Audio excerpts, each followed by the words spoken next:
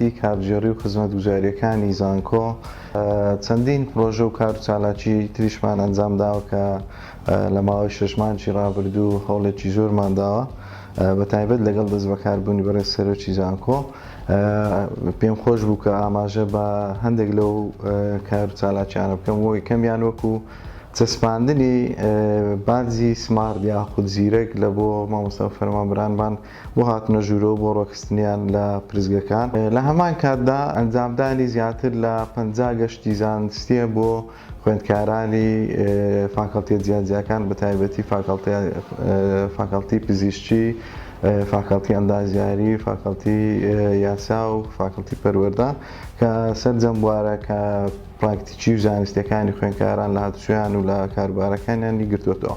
وا خاڵشتیکە زۆر گرنگە ئاماژەی پێ بکەم چالاکیەشی ئەویش لێدانی دوو بیر بوو بۆ ناو زانکۆ و کەمپەسی زانکۆ بە شوێناخۆییەکان. جگە لەو کارانە ئێمە وەکو بەڕێوەبەرایەتی کارژێڕی سەرپەرشتی کۆنتڕۆڵ و دابەشکردنی ڕێخستنەوەی ئاوی زانکۆمان کرد کە ئەمەش خاڵێکی گرنگ بوو کە نەمان هێز لە ماوەی ئەو چەند مانگی ڕابردووەی ڕای ئەو وشکە ساڵی کەم ئاویە خوێندکاران و فاکەڵتیەکان و بەشە جیاجەکان تووشی بێئاوی و کێشەی کەم ئاوی بن. ئێمە وەکو بەڕێوەبەرەتی چاکردنەوەی زانکۆکوێت دیارەمە دوو بەش سەرچینیان بەشی فاکەڵتەکان بەش ناوخۆیەکان. بەش ناوخۆیەکان 4 ساعت لە خزمەتی خوێندکارانین لە ڕووی ئاو و کارەبا و سادی و گەرمی و لە کاتی نەبوونی بن کارەبا مۆلەکان پێ دەکرێت.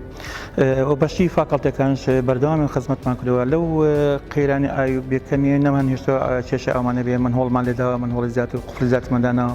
ڕۆژانە ئێمە چاکردنەوەی کارەبا و سپلیت و کێشەی ئاوەکان و حتا و کێشەی ئامرەکان و توانیشمان مەسبەح بکەینەوە کار لە ماوەی کووردا و چیکەم و کوڕێ بوومان چاکردەوە کە جێی شانازێ ملای بوو.